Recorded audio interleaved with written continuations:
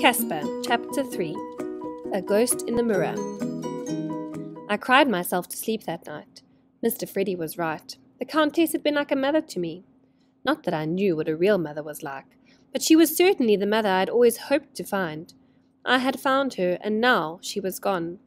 I had lost as well the first real friend I had ever had, the first person who had ever told me they liked me.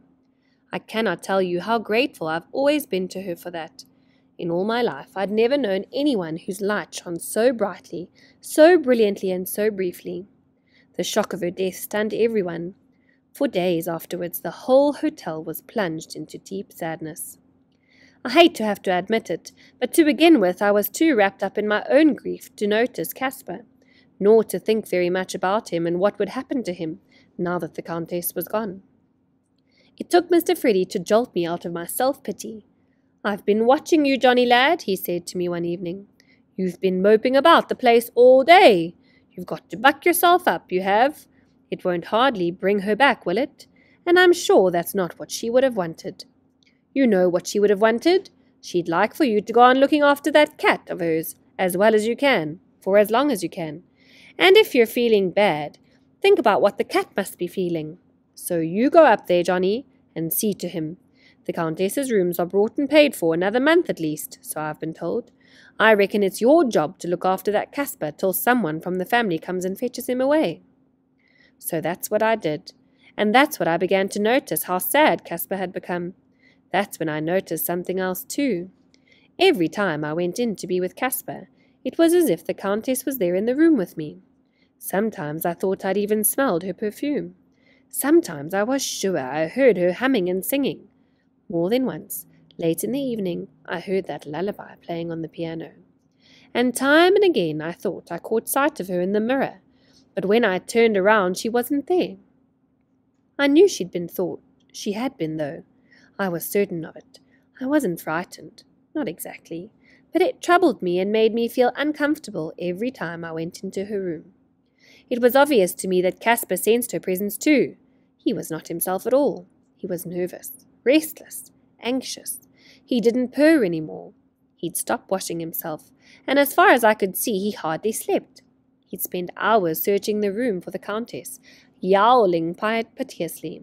He wouldn't eat. He wouldn't drink. He was clearly pining for her. I decided that maybe if I took him out more often, for walks in the park, it might help him. He drank from the puddles then, which was something. I tried to reassure him all I could. I told him over and over that everything would be all right. Sitting there on our bench one day, I promised him faithfully that I'd look after him, but I could see he wasn't listening. More and more, he just didn't seem to care. More and more, he just didn't seem to want to go on living. I tried feeding him by hand, but he would only sniff at it and turn away. I tried calf's liver from the kitchen. I tried best beef, finely chopped. Nothing worked. Kaspar was losing weight all the time, losing his sleekness. His coat was beginning to stare. He was already the ghost of his former self. There seemed to be nothing I could do to halt this decline. I knew if it went on like this, it could only end one way. Now I would lie awake at night, not grieving for the Countess any more, but trying desperately to think of a way to save Kaspar's life. It was during one of those long and sleepless nights that I had an idea.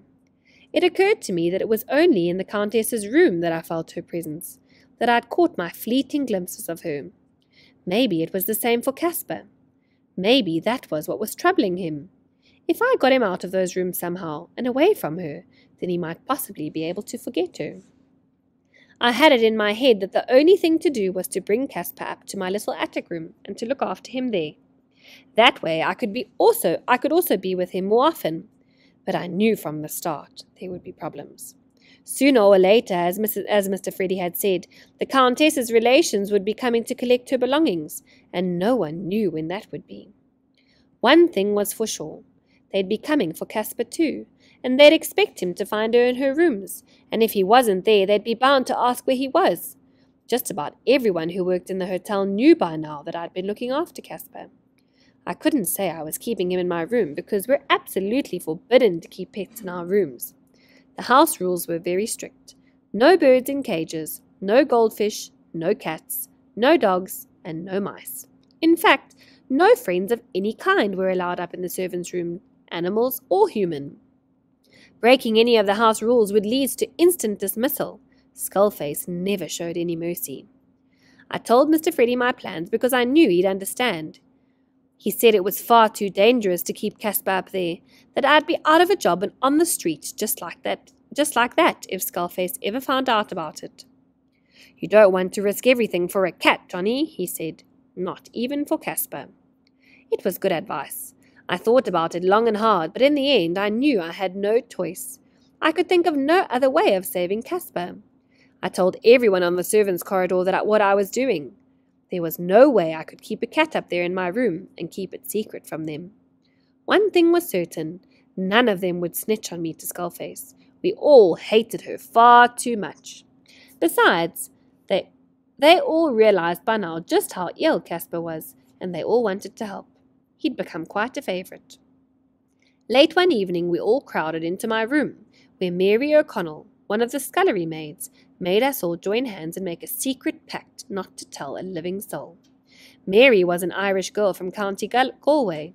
She was a powerful character and had a persuasive way with words. She was very religious-minded, and she made us all swear on her Bible never to say a word. Luke Tundy, a waiter in the Riverside restaurant, said he wouldn't swear on the Bible because he didn't believe in all that religious malarkey. Well, you'd better believe something else then, Luke, Mary told him, wagging her finger at him. You say a word to a soul and I'll beat the living daylights out of you, so I will. All I had to worry about now was Skullface herself. She hardly ever made an appearance on our corridor, but we all knew she could come up there at any time. We had to keep an eye out for her, but most of all, we had to get lucky. That same night, I crept downstairs, let myself into the Countess's room and carried Kaspar up into the new home in my little attic room. As soon as I got him there, I sat him on the bed beside me and gave him a good talking to. None of your yowling, Kaspar. If Skullface finds you up here, we're done for, you and me both. And you've got to eat. You've got to get better, you hear me? He didn't yell, but he didn't eat either. He just laid there curled up on the bed, sleeping and hardly moved. When I left him to go on duty downstairs in the lobby, he took very little notice of me, and he took very little notice of me when I came back either. Mary O'Connell tried to feed him, tried to talk to him, but he wasn't interested. Almost everyone on the corridor had a go. We tried chicken, salmon, even caviar once, anything Mary could filch from the kitchens without being noticed. All of it went uneaten. He wouldn't touch anything, not even his milk. Just in case the Countess's relatives turned up, I'd put it about everywhere. We all had. That Kaspar had escaped from the Countess's rooms and could not be found. I made a great song and dance about organizing a search of the whole hotel, pretended to be beside myself with worry, and I asked everyone to keep an eye out for him.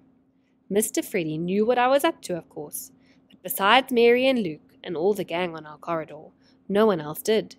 So now I could only take Kaspar for his walk at night time, when hardly anyone would be about. I'd hurry out the back way through the tradesman entrance, with Kaspar hidden under my coat. While we were out there in the park, he seemed to perk up for a while, but it never lasted. Back in my room, he'd curl up again and close his eyes.